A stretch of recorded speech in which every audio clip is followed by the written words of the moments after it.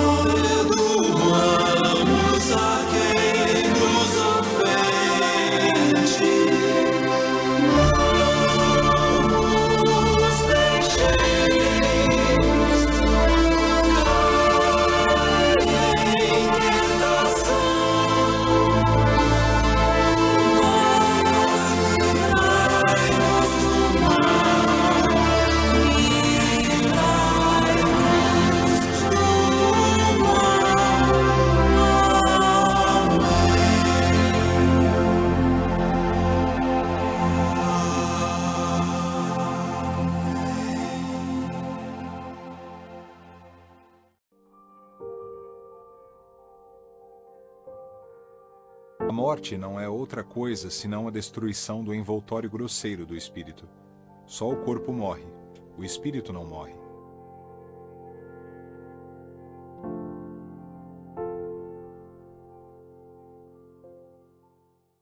As diversas culturas do nosso planeta sempre se preocuparam com a questão da morte. Se olharmos lá no início, onde éramos nômades, caça e coleta, caçávamos e coletávamos e andávamos. Então, quando havia a morte, a pessoa era deixada e se seguia. Nômade quer dizer caminha. As pessoas iam caminhando ao redor do planeta. Só que chegou uma época que as pessoas começaram a se agrupar, a era da agricultura. Então aí começaram as tribos, as pequenas tribos, começou a haver um movimento aí de se instalar na Terra. Nesse sentido, há uns 40 mil anos mais ou menos, começam os sepultamentos, porque nesse período mais ou menos é que começam os vínculos, a começar a desenvolver o vínculo afetivo, bem no início, é o beabá de vínculo afetivo, porque antes era um instinto de sobrevivência.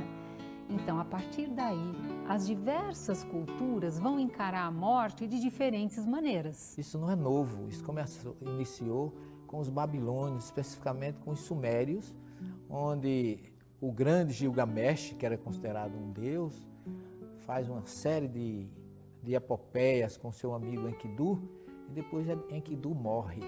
E depois que Enkidu morre, ele fica pasmo, porque ele achava que a morte não existia. Então, a partir daí, ele iniciou uma busca da imortalidade. E esse desejo de Gilgamesh de ser imortal faz parte ainda hoje do ser humano, de todas as culturas. Por exemplo, na filosofia, desde Sócrates, desde Platão, Plotino, eles acreditavam na sobrevivência da alma e também eles acreditavam na continuidade da vida, coisa que a Igreja Católica, os cristãos de uma maneira em geral, também acreditam na continuidade, na imortalidade da alma, mas com alguns entendimentos diferenciados. Por exemplo, alguns cristãos, a maior parte dos cristãos, acreditam na ressurreição, ao passo que nós que somos espíritas, que também somos cristãos, mas nós acreditamos na continuidade da vida, além da imortalidade da alma, e também acreditamos na reencarnação. Então, as diversas manifestações culturais, religiosas, elas tratam a morte no sentido de tentar minimizar o sofrimento, minimizar a perda, a dor da perda, e transformar aquele processo num processo de até breve, não de adeus. E aí vem as culturas utilizando a cremação, as outras do sepultamento, as outras do canto, da festa, as outras do choro. Cada um, de conformidade com o seu jeito, trata a morte segundo o seu próprio estilo. E tanto umas quanto outras objetivam colocar a morte num lugar menos amedrontador. No fundo, é o ser humano querendo a transcendência e buscando transpor o sofrimento, a dor, aliviando essa plataforma de dor da alma e acenando com uma vida após a vida, no sentido de também isso é uma forma de ressignificar a interrupção do relacionamento. Nós ainda temos medo da morte porque não temos a real consciência do que é a morte. Existem pessoas que têm verdadeiro pavor em falar dessa palavra e nós, na verdade, temos medo da morte porque nós temos medo do desconhecido. Muitas pessoas preferem nem cogitar do assunto, transferindo a própria morte ou a morte de um familiar para um futuro remoto, distante. Por isso a morte costuma apanhar as pessoas desprevenidas. Por isso, muita gente assusta-se ante a perspectiva da própria morte ou da morte de um familiar. No entanto, não deveria ser assim, afinal, a morte é a única certeza da vida. Todos nós vamos morrer um dia. Tudo que tem vida nasce, cresce, vive e morre. Nós temos medo da morte porque nós temos ainda um instinto de autodefesa. E a autodefesa ainda bem que nos protege. Porque senão nós saíamos aí atravessando a rua, fazendo as coisas sem cuidado e há a necessidade de proteger o nosso corpo, a nossa vida. A natureza ela é tão sábia e tão bela que embutiu em todos os seres o medo da morte. Dos animais, que quando se aproximam de um perigo fogem, recuam ou se mostram agressivos para se proteger, ao homem.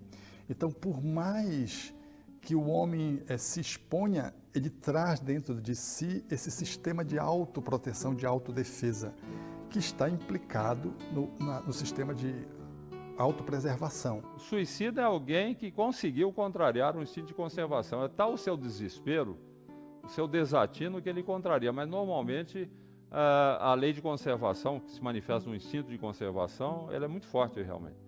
E ela tem que ser forte para preservar a vida, senão a gente se matava facilmente. Qualquer coisinha, senão não se matava. Mas se a pessoa detém uma filosofia de vida que lhe fale da vida como um fenômeno eternal e não como um fenômeno terrenal, portanto, além do corpo, é natural que esse instinto de conservação existe, mas a pessoa lida com ele com naturalidade e vai viver o momento de morte ao ponto de poder acolhê-la sem experimentar o medo, o pavor que assinala aqueles que são os materialistas. Esse medo da morte ele precisa ser combatido com o conhecimento de que a morte é apenas uma passagem. Se aqui na Terra nós aprendêssemos desde pequeninos que a morte é um fato natural, ela não despertaria em nós tantos medos. Porque a morte, ela só diz respeito à matéria. Então, ela diz respeito à falência dos nossos órgãos, ao esgotamento do corpo físico, da sua energia, do seu fluido vital, mas o espírito parte para uma outra etapa da sua vida, né, como desencarnado, e ali ele tem momentos de reflexão, de refazimento, de escolhas, de preparação, de estudo, de trabalho. Agora, a morte é um fato natural, conforme nós sabemos muito bem. A nossa vinda e a nossa partida são dois momentos solenes na vida do espírito. Eu vou repetir, a vinda e a ida são fatos solenes. Agora, é preciso que entendamos isto. Quando nós recebemos, quando nascemos, existe uma alegria por causa do retorno. E quando partem, as pessoas não choram apenas porque partiram, choram porque o ser que estava presente ali, fisicamente, deixa de estar. Então é o choro da saudade, da ausência. Mas se nós entendermos como é que funciona esse mecanismo da partida, nós poderemos melhorar a qualidade desse tipo de situação e de sofrimento. Porque o Espiritismo ensina que quando nós partimos definitivamente aqui da Terra, e simplesmente nós entramos num outro estado de erraticidade, mas permanecemos aqui, junto daqueles a quem amamos, junto daqueles que também nos amam, e podemos acompanhar a trajetória de todos. Isso é um fenômeno natural. Então a morte, ela não existe como muitas pessoas pensam e tem medo, né? Claro que todo mundo tem o medo daquilo que não conhece, né? Embora a gente já tenha desencarnado algumas vezes, não é? Mas nós não nos lembramos disso. Mas à medida que nós vamos conhecendo a doutrina espírita, vamos tomando contato com essa questão tão bonita de mostrar que Deus é tão nosso Pai que nada termina.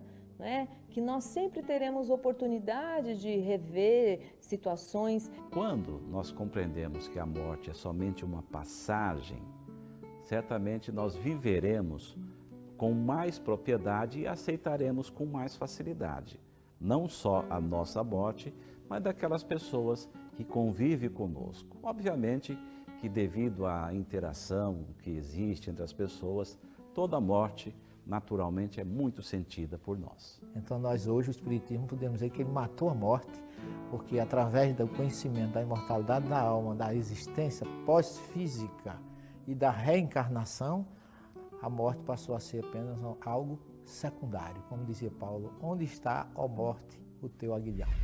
Ninguém deixa de viver, ninguém morre.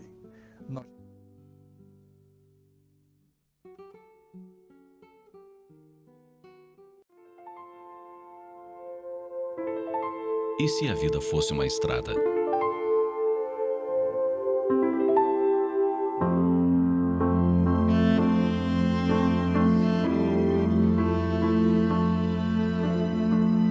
Cada um de nós caminha pela vida como se fosse um viajante que percorre uma estrada. Há os que passam pouco tempo caminhando e os que ficam por longos anos. Há os que veem margens floridas e os que somente enxergam paisagens desertas. Há os que pisam em macia grama e os que ferem os pés em pedras pontudas e espinhos.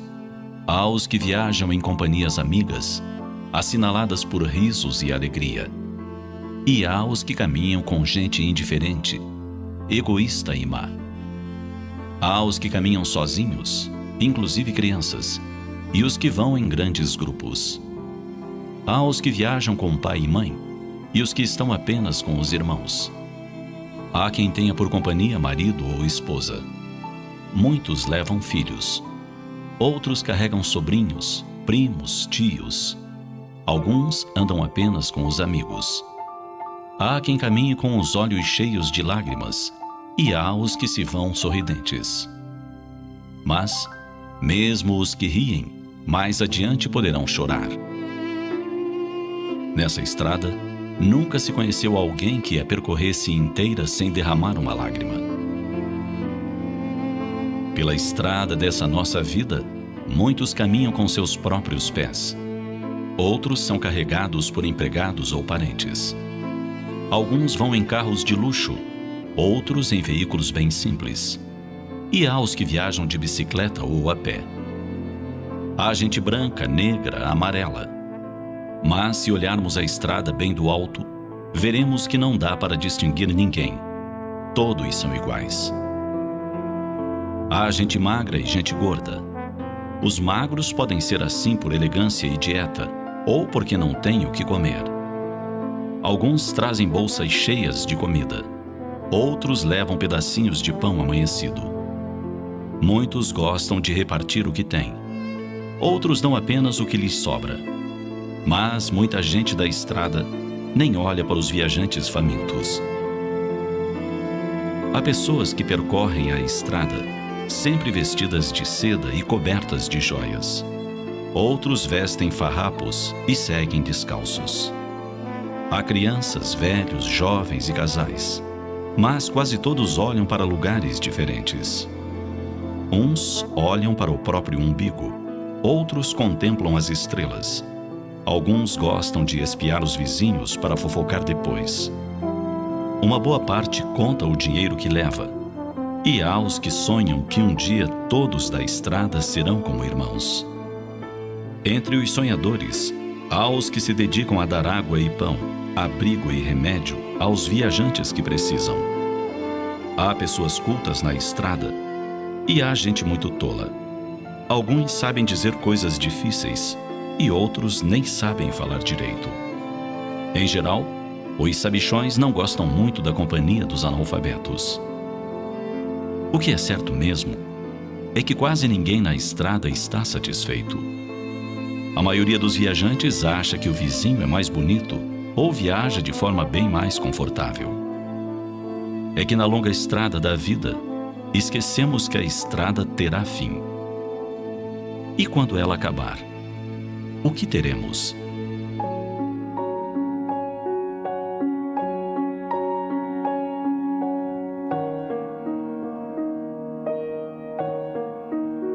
Carregaremos sim a experiência aprendida durante o tempo de estrada e estaremos muito mais sábios, porque todas as outras pessoas que vimos no caminho nos ensinaram algo.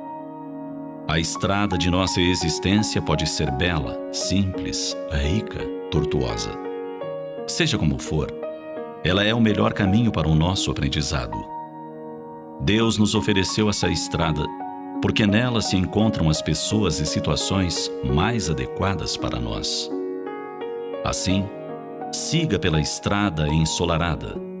Procure ver mais flores. Valorize os companheiros de jornada. Reparta as provisões com quem tem fome.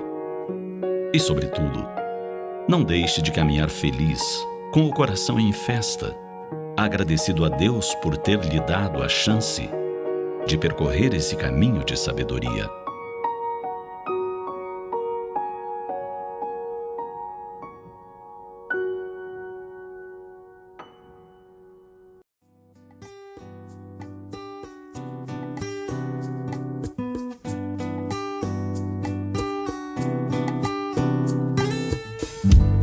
Quem se sentir que sua vida está no fim,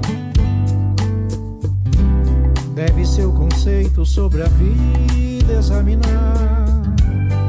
Dentre os mistérios revelados ficou assim, já que agora nem morte existe mais, só vida, só vida. Até o último segundo de vida deste corpo, você deve aproveitar para aprender, se preparar para a viagem de volta para casa. Esqueça essa conversa de morrer.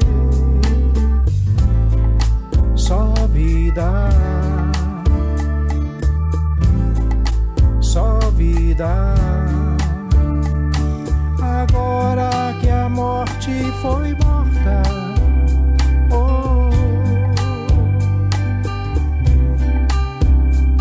só se preocupar com a vida. Oh.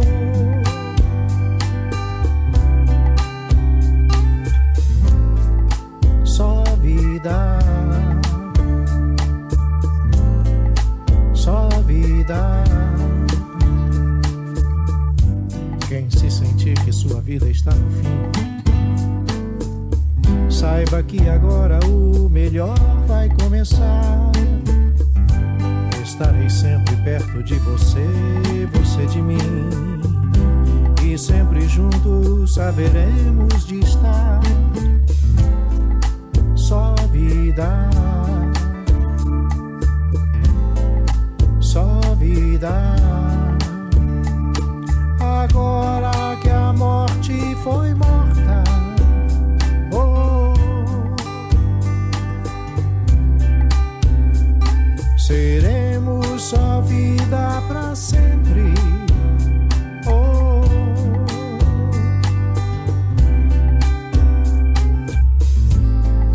só vida, só vida.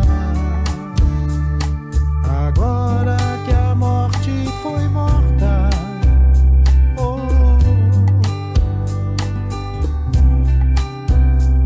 seremos só vida pra sempre.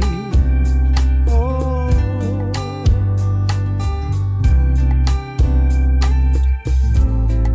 só vida, só vida. Agora que a morte foi morta, oh, seremos só vida pra sempre. Oh, oh.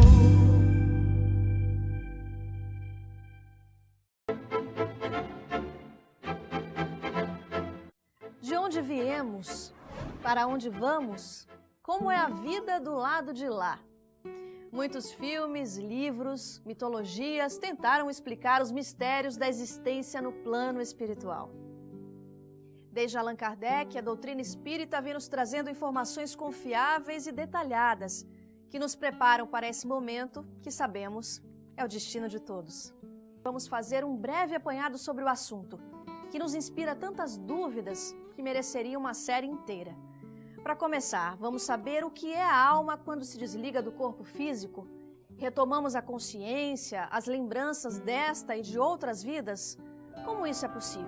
A alma, quando se desliga do corpo físico, volta a ser espírito. Kardec faz essa distinção. Aliás, os espíritos que informaram Kardec fazem essa distinção. A alma é quando o espírito está encarnado. Espírito é quando a alma se desprendeu dos laços físicos. O espírito encarnado é espírito, corpo físico e corpo energético perispírito. Em primeiro lugar, entender o que é desencarnação. Desencarnação é o ato do espírito deixar definitivamente um corpo físico. O espírito desencarna, o corpo morre. Então, esse é o primeiro conceito que nós temos que fazer à luz do conhecimento espírita. Segundo, os familiares e amigos nossos tão queridos já estão em nosso meio. Quando chega o momento da nossa derradeira partida aqui da Terra, com toda certeza os amigos e familiares sempre nos procuram para recepcionar. Esse é um detalhe muito importante do conhecimento espírita. Então a primeira coisa que acontece, ela deixa de ser uma alma e passa a ser um espírito. Então, quando nós desencarnamos, perdemos o corpo, continuamos a ser uma pessoa, porque nós já existíamos antes do corpo. A morte do corpo em nada nos afeta, a não ser a mudança de estado, mas não tira nada de nós. Continuamos a ser nós mesmos. É uma passagem, é uma viagem, é largar uma veste velha que é o corpo físico e partir para a região melhor. A vida no mundo espiritual, ela é contínua. É preciso compreender que nós nunca deixamos de estar no mundo espiritual. Nós nos acostumamos com a linguagem empobrecida de pensar, agora estou encarnado, então não estou no mundo espiritual. É uma conclusão falsa. O perispírito, que é o instrumento de vida no mundo espiritual, continua sempre existindo. Sempre existindo. Eu estou aqui corporalmente, mas espiritualmente, perispiritualmente, eu continuo no mundo espiritual. Algumas pessoas, quando desencarnam, elas têm mais acesso à memória, tanto da vida presente, de tudo que aconteceu, como de vidas passadas. Algumas pessoas não acessam. Por quê? Porque elas não sabem lidar com aquela memória.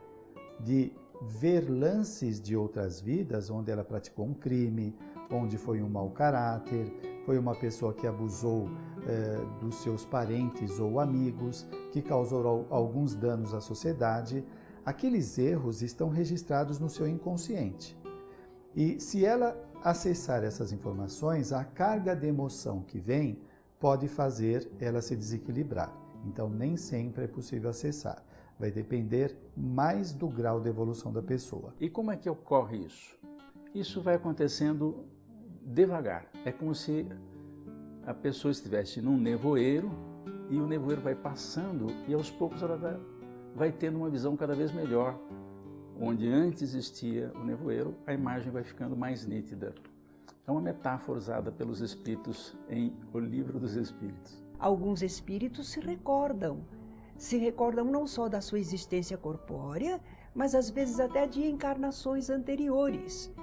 Entretanto, o importante é que ele possa lembrar aquilo que é necessário para ele se conduzir agora que ele está na vida espiritual. É o mais importante e o mais imediato. Assim como nós podemos lembrar muita coisa de nossa vida corpórea, mas só estamos utilizando aquilo que diz respeito ao que vamos fazer agora. Assim, o espírito também seleciona suas lembranças. Ao desencarnar, o espírito se desprende imediatamente do corpo ou é uma separação gradual? O que implica esse processo? A separação da alma do corpo também varia ao infinito. E o normal é um desprendimento gradativo, lento. Os laços precisam se desfazer. Nós temos laços que nos prendem ao corpo físico. Perispírito e corpo físico estão juntos, mas ao se separarem, por exemplo, durante o sono, os laços não se desfazem, eles permanecem. Mas com o desgaste energético, por ocasião da morte, esses laços se desfazem. Portanto, esse é um processo lento. É como uma chama de uma vela. O espírito vai se desligando pouco a pouco, né? O perispírito vai se desligando do corpo até a extinção dos fluidos vitais, etc., que o prendem ao corpo, né? Então, não há uma separação imediata. Claro, para espíritos mais evoluídos, mais rápido. Para espíritos menos evoluídos, mais lento. É sempre assim. O que determina o que acontece na vida espiritual é o grau de evolução do espírito. Esse desprendimento vai variar de pessoa para pessoa. Há criaturas que são aferradas às coisas materiais, às sensações orgânicas. Então ela se demora mais a se desprender.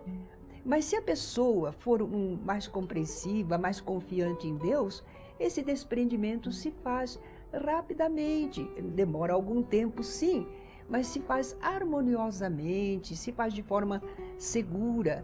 E a pessoa já começa a entrever o mundo espiritual, já vê espíritos amigos que vêm recebê-la, de forma que vai ser bem suave esse desprendimento. É muito importante, às vezes o espírita diz, eu tenho medo, não sei o que vou encontrar. Para com isso. Tem livros que devem ser lidos. Primeiro, O Céu e o Inferno, de Kardec. E Kardec diz, cada um morre conforme viveu. Quem viveu bem, quem não é escravo do corpo físico, dos bens materiais, desencarna tranquilamente. Quem se apega ao corpo físico, às joias, a uma vida cheia de luxo, muitas vezes desencarna aos trancos, com dificuldade. E alguns se apegam tanto ao corpo físico que o corpo morre, eles continuam sofrendo grudado no corpo físico. Alguns espíritos podem acompanhar, devido ao apego que têm à vida, e sem compreender que a vida não morre ali, podem acompanhar mesmo o próprio funeral. Nós sempre temos ajuda para a desencarnação, assim como tivemos para encarnar. E naturalmente nós, com essa ajuda, somos às vezes até adormecidos e não sentimos muito todo o transe do desprendimento e vamos despertar depois no plano espiritual. Depende de nos educarmos. Morrer é reencontrar amigos que já estão do lado de lá, parentes.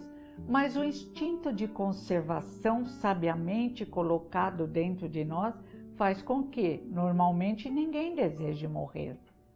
Pelo menos, eu brinco que se eu for, eu vou contrariada, que eu quero ficar mais um pouco, porque a vida é bela para quem sabe viver. Porque viver com amigos, com música, com doutrina espírita é maravilhoso, porque estamos acostumados no nosso querido planeta Terra, com céu azul, árvores verdes, flores, cores e amigos. Amigos existem por todo o universo. Vai chegar a hora de reencontrá-los e também vai ser maravilhoso. Mas o instinto de conservação faz com que ainda desejemos viver por muitos e muitos anos. Depois de desencarnar, para onde vamos? Podemos reencontrar nossos familiares, pessoas que conhecemos na Terra? Temos autonomia para ir onde desejamos ou alguém passa a nos guiar? A primeira pergunta, para onde vamos depois da morte, também varia o infinito e depende do grau evolutivo. Há espíritos que desencarnam e ficam tão apegados ao seu mundo que ficam lá dentro de casa. Alguns parentes até chegam a registrar, eu estou sentindo o fulano aqui perto, ele está por aqui, eu percebo. Alguns dizem isso. Como será a minha integração no mundo espiritual? Será o reflexo da vida que eu levo aqui na Terra. Eu irei em busca daqueles que me são afins. Se eu pauto a minha vida com o compromisso de renovação, de buscar as coisas sérias, as coisas boas, as companhias positivas, saindo do corpo, eu serei amparado pelos amigos que eu vou angariando e também irei me integrar de uma forma mais feliz no plano espiritual. Mas se eu opto aqui por uma vida desregrada, eu vou adentrar o mundo espiritual da mesma forma. Então, as companhias serão aquelas com as quais eu privei aqui na Terra. É o semelhante atraindo o semelhante, as afinidades. Sempre nós estamos falando aqui de evolução, de merecimento, porque na vida espiritual não é igual aqui na Terra, que tem muitas pessoas que às vezes por causa de poder ou de dinheiro, eles compram privilégios, não é? Eles obtêm facilidades através de vários subterfúgios, de artimanhas. Na vida espiritual não tem esta condição. Vai depender da moralidade da pessoa de conseguir estar em condições mais favoráveis. Então, encontrar um parente tem que ter merecimento e condições para isso. Imagina a pessoa recém-desencarnada, ainda convalescente, encontra um parente muito querido, há muito tempo que não o vê, e pode, por conta da saudade do encontro, ter uma alteração emocional e se desequilibrar todo ele, né? Então, os benfeitores veem quando é possível o desencarnado reencontrar um amigo ou parente. Então, às vezes, nos fixamos, eu quero encontrar meu pai, eu quero encontrar minha mãe, eu quero encontrar meu irmão que foi antes de mim. Não, você vai encontrar criaturas que lhe querem bem, que em nome de Deus estão lhe acolhendo. E o amor não tem nenhuma restrição. Amor é amor, amor fraterno, amor que vem de Deus através das criaturas para nós. Em suma, a consciência da pessoa define como vai ser a vida. Não tem zero para ninguém, não. Começar do zero. Tem continuar de onde estava. Esta é a realidade descrita em toda a literatura mediúnica. Agora, para onde nós iremos, nós ficaremos na Terra mesmo. Não existe um lugar circunscrito ou fechado para onde nós devemos ir, porque o espírito ele convive no meio dos que ficam aqui encarnados. E depois, de acordo com o grau do seu interesse, ele pode ir para outros lugares aqui do planeta Terra mesmo, para ele continuar esses momentos de intercâmbio entre os encarnados e os desencarnados. Naturalmente, nós dizemos o lado de lá, o além, significa fora da matéria, longe da sensação do corpo material. Nós retornamos ao mundo espiritual e somos atraídos para a região mais condizente com a nossa natureza, com o nosso grau de desenvolvimento. Então, conforme a pessoa, ela vai ser atraída para determinada região no plano espiritual. E há muitas regiões boas, tranquilas, que não precisam ser as regiões mais felizes, que essa está preparada para espíritos mais capacitados, mas diríamos que a média das criaturas tem um bom lugar para morar.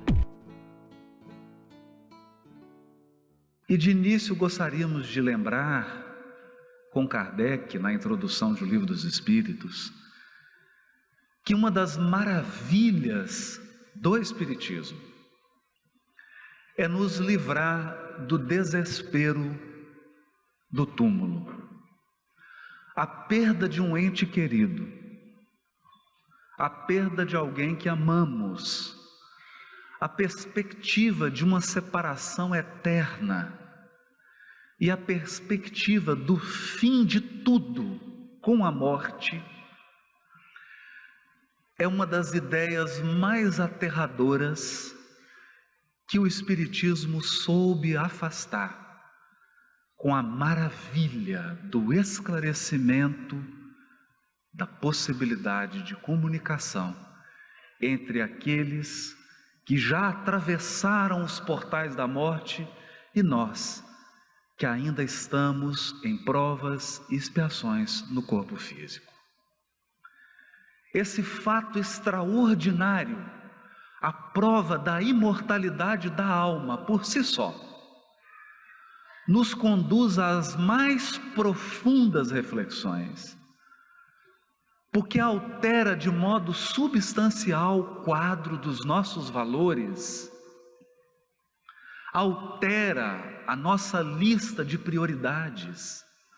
A certeza da imortalidade da alma nos dá uma dignidade sem igual.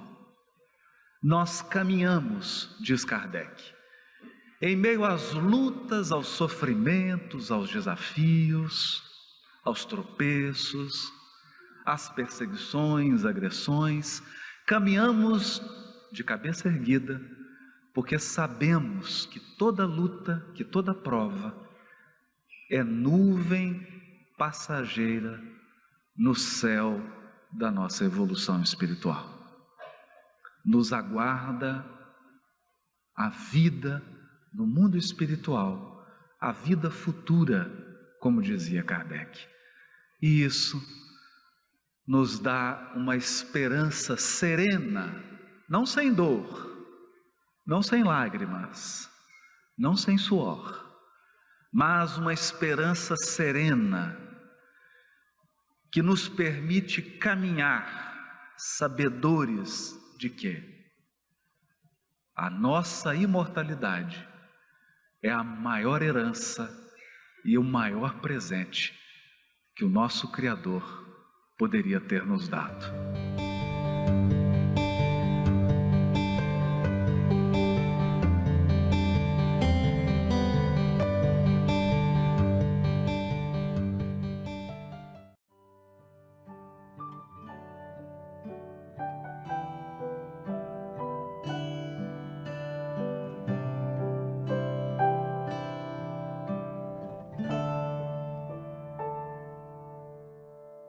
Quero ser livre, Senhor,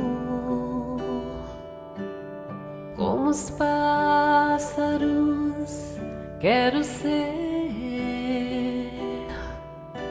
alçar um longo voo ao teu encontro,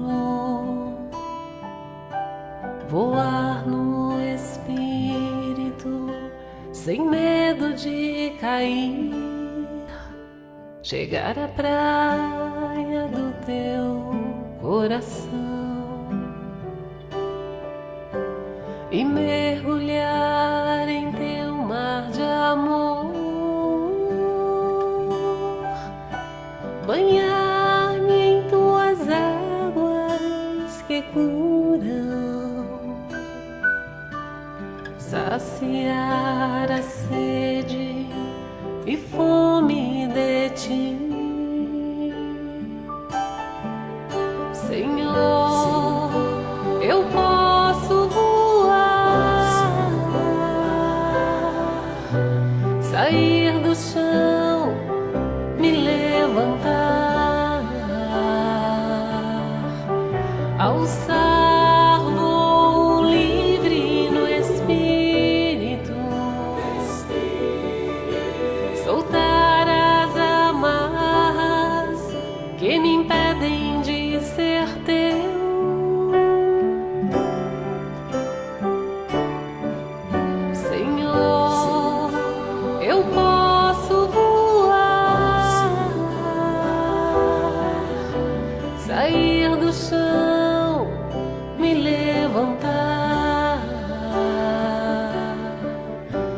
alçar voo livre no espírito, soltar as amarras que me impedem de ser santo e ficar contigo, ser teu amigo, ser livre, alçar voo no espírito.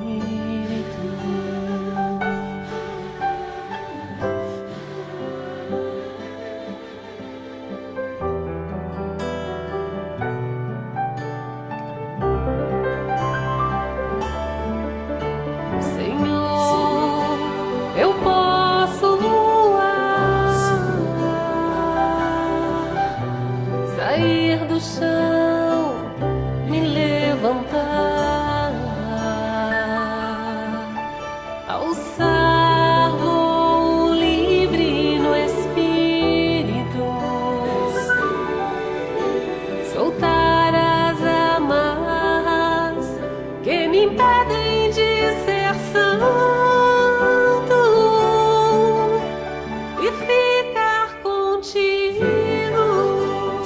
ser teu amigo, ser livre, alçar voo no espírito.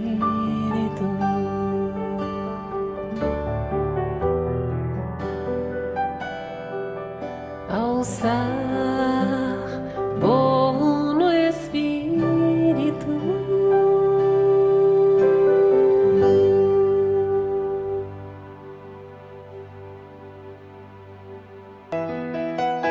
Que nenhum ser humano, homem ou mulher, consista na permanência em sua mente, em um instante sequer, da sinistra ideia de exterminar a própria vida, a fim de evitar que, sob o estímulo e a indução de adversários cruéis, venha cometer a mais grave das infrações às leis divinas. Salve uma vida, salve muitas vidas. Onde houver gente feliz, pode estar o próximo suicida. Vamos todos, numa corrente de amor ao próximo, diminuir o número de suicidas. Uma campanha Centro Espírita a Caminho da Luz de Biguaçu, Centro Espírita a Caminho da Esperança de Brusque, Web Rádio Fraternidade, www.radiofraternidade.com.br. Programa Espírita Luz e Fraternidade.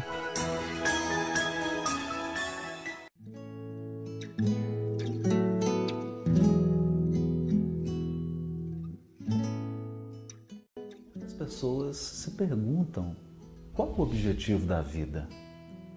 E as respostas a essa pergunta variam de idade para idade, de momento em que nós vivemos. Na medida em que a vida prossegue, se desenvolve, a gente percebe que tem sede de mais coisas. Porque na vida de todos nós há lutas, desafios, há sofrimentos, provas, crises. E quando nós passamos por esses momentos, a gente começa a se questionar realmente o que vale a pena. Porque muitas pessoas, depois de conseguirem o seu emprego, depois de conseguirem o seu casamento, depois de terem os seus filhos, estarem na classe social que almejaram, percebem que não são tão felizes assim quanto imaginavam. Depois de adquirirem os seus objetivos, atingirem os seus objetivos, elas percebem que está faltando alguma coisa. E o que está faltando? É o momento em que a gente é convidado pela vida a olhar um pouquinho para dentro. Será que não está faltando alguma coisa interior? Será que a vida não tem um propósito superior? Posição social, salário, os bens materiais, certas conquistas, elas são importantes, são valiosas, nós devemos buscá-las, devemos alcançá-las, mas elas são instrumentos para a construção de algo muito mais valioso dentro de nós mesmos.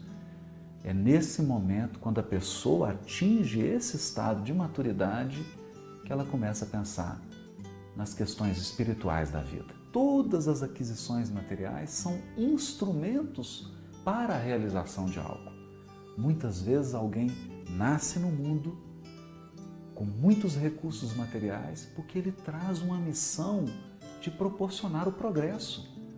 Cabe a ele a tarefa de gerar o progresso da comunidade na qual ele está inserido. E ele deve cumprir essa missão com a maior seriedade e com a maior dedicação possível, levando o progresso material, o desenvolvimento da sua comunidade, cumprindo a sua missão. O que ele não pode é se encantar com o instrumento e esquecer da tarefa. Porque quando alguém na sua família tem um câncer, uma doença terminal, quando ela perde alguém que ela ama, quando ela perde um emprego, ou quando ela perde bens materiais, ela enfrenta alguma dificuldade, essa criatura fica muito frágil, porque ela depositou todos os seus valores, todas as suas esperanças, todos os seus propósitos em questões que são passageiras, que são variáveis, porque tudo que é material se desgasta e se transforma. Tudo está em renovação. Eu me recordo, por exemplo, da minha cidade natal. Quando você volta para a cidade, você tem uma imagem da cidade que você nasceu e você vai lá fazer uma visita depois de 30, 35 anos, você vê que a cidade mudou completamente. Aquela cidade natal que você imaginava da sua infância não é mais a mesma, né?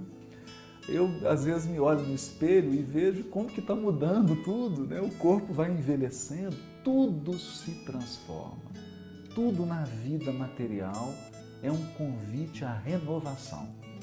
De modo que a criatura que se isolou da realidade espiritual da vida, esqueceu dos propósitos espirituais, ela se fragiliza, porque em meio a essa mudança, em meio a essa transformação incessante, ela não encontra piso, ela não encontra segurança. Então é preciso reconectar-se com esses propósitos interiores, voltar a enxergar um sentido espiritual da existência e entrar em contato novamente com essa força interior que é a única capaz de nos sustentar nos momentos desafiadores da existência. Durante muitos milênios, as pessoas acreditaram mesmo, mas acreditaram muito, que a lei de Deus está escrita em livros. Então elas criaram templos de pedra, criaram todo um ritual para conservar esses livros, para transmitir esses livros. Mas a gente fica se perguntando, Deus, na sua infinita sabedoria, no seu poder absoluto, escreveria as suas leis em palavras humanas? E toda vez que a gente faz algo que contraria a lei de amor, que é a lei soberana da vida, nós sentimos as consequências em nós mesmos. Basta pensar, quando você se irrita, você perde a cabeça, fica muito nervoso, as consequências que isso tem para o nosso organismo físico. Quando a gente tem uma mágoa, tem um ódio, isso nos adoece. É um sintoma de que a lei está em nós. E há muita sabedoria quando a gente começa a se observar. Observar aquilo que nos faz mal, aquilo que nos faz bem, aquilo que traz felicidade, que traz harmonia e aquilo que traz tristeza, depressão, ódio, inveja. Então Deus não pune, Deus educa, Ele ensina, Ele dá oportunidades para que a gente erre e corrija. Tenha experiências e enriqueça o patrimônio da nossa alma. Quando a gente começa a pensar assim, Deus deixa de ser um rei que manda as pessoas para o calabouço e passa a ser um parceiro estratégico. Alguém que acompanha a nossa vida, que acompanha as nossas decisões, acompanha os nossos equívocos e nos ajuda, porque o Criador sabe que quando a gente comete um equívoco, nós estamos num largo processo de aprendizado. Se eu imprimo uma velocidade inadequada no veículo e perco o controle do veículo, eu não fui castigado por Deus. Eu simplesmente experimentei a consequência de uma decisão, a consequência de uma ação. E isso pode ser trágico, eu posso perder a minha vida. por conta de uma decisão. Aliás, uma decisão de 2 segundos pode trazer consequências de 1000 anos. Isso nos ensina que nós devemos pensar sobre as nossas escolhas, sobre o que a gente quer, educar o nosso desejo e começar a utilizar esse grande consultor que é Deus, esse Pai amoroso que está ao nosso lado o tempo todo. Como explicar uma criança de 3 anos com um câncer terminal? Como explicar alguém que nasce com paralisia cerebral? Como explicar alguém que fez tudo certo? Uma pessoa honesta, digna, previdente, ele fez tudo certo, mas ele perdeu todo o seu patrimônio. É nesse momento que a gente percebe que uma vida é pouco. Uma vida é insuficiente para explicar a complexidade da existência. Nós precisamos de um quadro mais amplo. E esse quadro mais amplo são as vidas sucessivas. As pessoas têm tirado muito a sua identidade da sua atividade profissional. Então você pergunta para uma pessoa assim, oi, quem é você? Ele fala, eu sou médico, eu sou juiz de direito, eu sou advogado, eu sou veterinário, eu sou agricultor, eu sou empresário. E na verdade isso não é o que você é o que você faz, uma parte da sua vida. Porque ninguém nasceu médico. A pessoa se tornou médico num determinado momento da vida, mas até esse momento ela foi alguma coisa. Porque muitas pessoas que tinham uma saúde boa se aposentam e começam a ter doenças, começam a declinar, começam a ter uma qualidade péssima de vida, inclusive orgânica. Qualidade orgânica cai enormemente porque saiu da sua atividade profissional. Porque a vida é muito rica, ela tem muitas possibilidades. E depois da aposentadoria, nós podemos viver emoções únicas que só a aposentadoria proporciona. As pessoas costumam comprar pacotes de viagem, visitar países, visitar cidades, explorar ambientes inexplorados, conhecer línguas novas, pessoas, localidades, etc. Mas há uma viagem que não custa nada. É uma viagem que nós fazemos ao nosso mundo interior. Dentro de nós também há muitos continentes, há muitos países, há muitos locais inexplorados.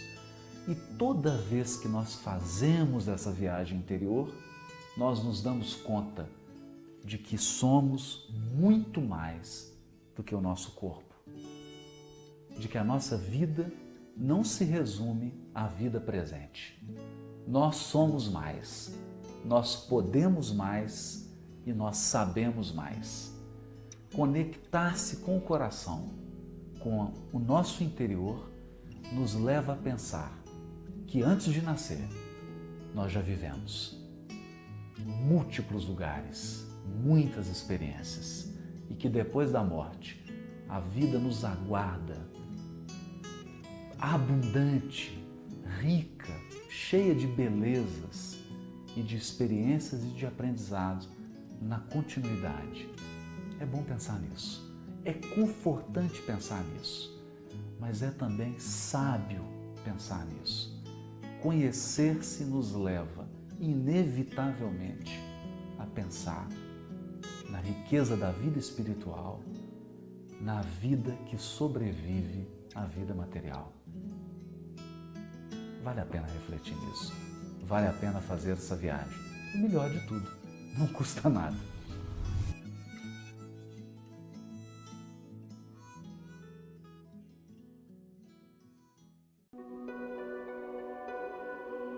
Dez maneiras de amar a nós mesmos. 1. Disciplinar os próprios impulsos. 2. Trabalhar cada dia produzindo o melhor que pudermos. 3. Atender aos bons conselhos que traçamos para os outros. 4. Aceitar sem revolta a crítica e a reprovação. 5. Esquecer as faltas alheias sem desculpar as nossas. 6. Evitar as conversações inúteis. 7.